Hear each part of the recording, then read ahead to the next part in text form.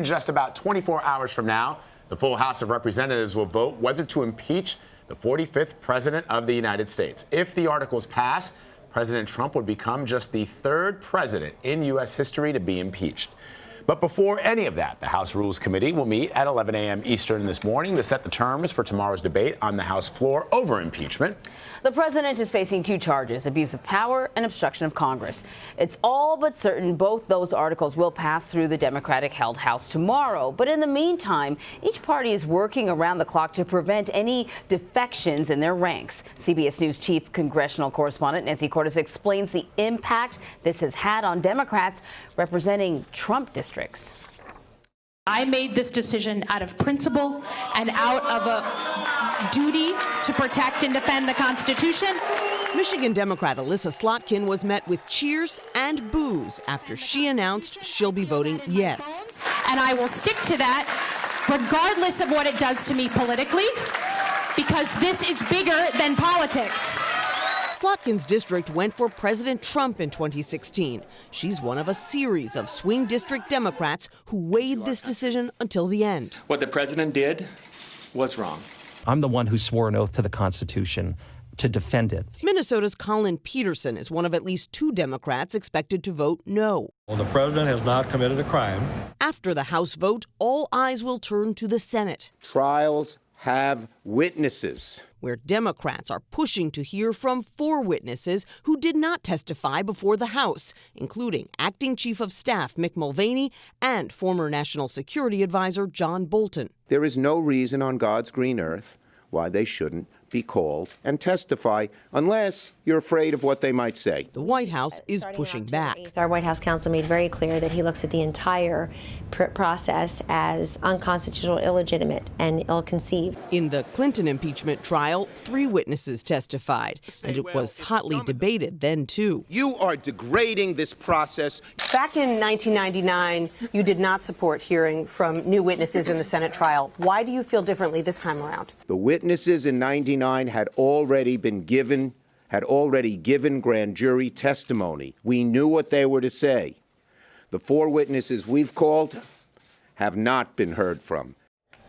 So Nancy Cordes is joining us now from Capitol Hill with more on today's meeting. So what exactly is going to be taking place today? What will we be seeing and hearing?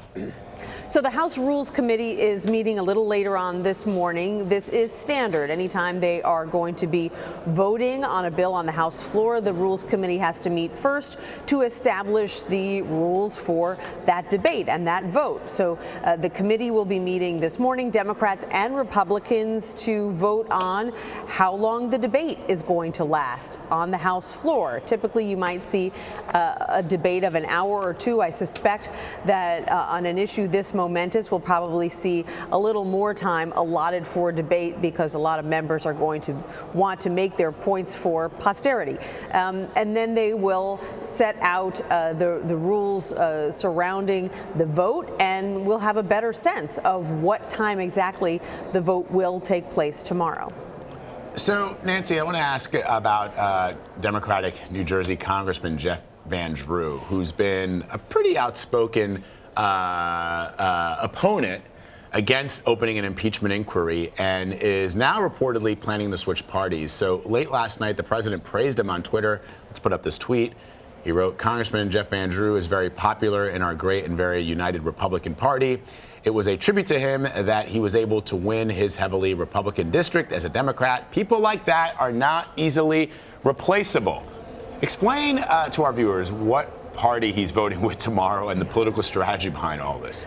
I will do so, but first I need to fact check that tweet.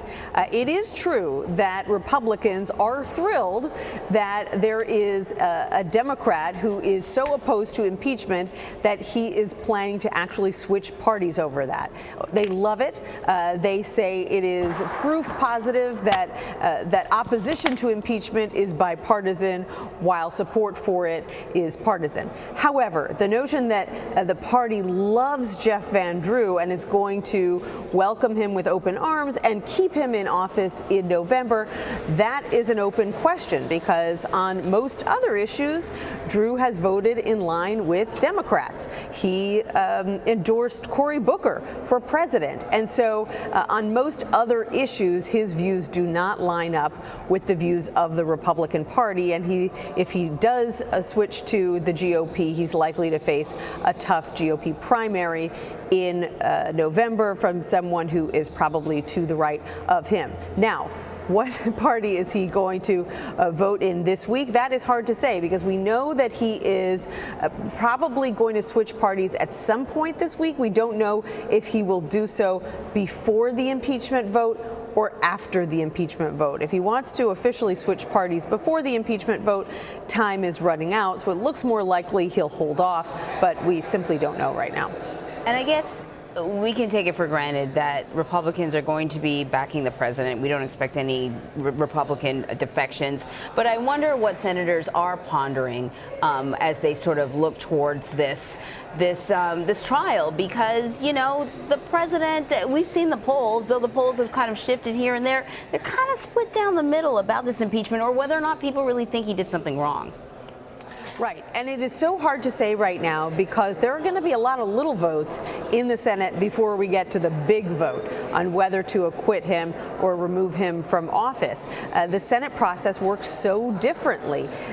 Any senator can put a motion on the floor to propose that they hear from a particular witness, and so votes like that could give us an early indication about how various senators are feeling, and you could see a Republican senator supporting, for instance, hearing from more witnesses, even if at the end of the day they don't end up voting to remove the president from office. So, you know, at this point, we don't have any indication that there are Republican senators who do plan to vote against impeachment or do plan to vote for it. But it's a long way away, so it's pretty hard to predict at this point. It's just so interesting, Nancy, and I think we touched upon this yesterday. The president has been tweeting about a united Republican Party and using capitalization for all three of those words, right. Which is kind of interesting. But it does show that the Republicans... Huh? The URP? Yeah, yes, exactly. We saw that yesterday. Exactly, we saw that yesterday. And here's the thing. You know, to give the president credit, the Republicans do seem all united in their opposition to this impeachment. Why don't they face some of the same questions that Democrats in some of those more moderate districts face? In other words, there's got to be a couple of Republicans who are in districts that are slowly becoming purple or in danger of actually flipping blue. And forget, though, even if we don't want to talk about those, what about those that are retiring? What is the game there? I think they do absolutely face the same pressure, but keep in mind that in the last election in 2018, Democrats really swept a lot of the Republicans from swing districts out of office. There aren't that many of them left. So now it's sort of the blessing and the curse of having a big majority is that you now have Democrats on the hot seat in swing districts the way you had Republicans on that same hot seat a couple of years ago. I also think it can get overstated sometimes how many Democrats are truly on the fence. So let's just go through the numbers. At this point, you've got 2 Democrats who have indicated that they are going to vote no. One is Jeff Van Drew, another is Colin Peterson of Minnesota, who has a long history of being anti-impeachment. He was against President Clinton's impeachment back in 1999 as well. Beyond that, all these other swing district Democrats who've been coming off the fence have been coming off the fence in favor of impeachment. And at this point, one day before the vote, there's only a couple of swing district Democrats who we haven't heard from. So it looks like while the Democratic Party won't be completely united in the House, it's pretty close to it. All right, Nancy, thank you very much. You're welcome.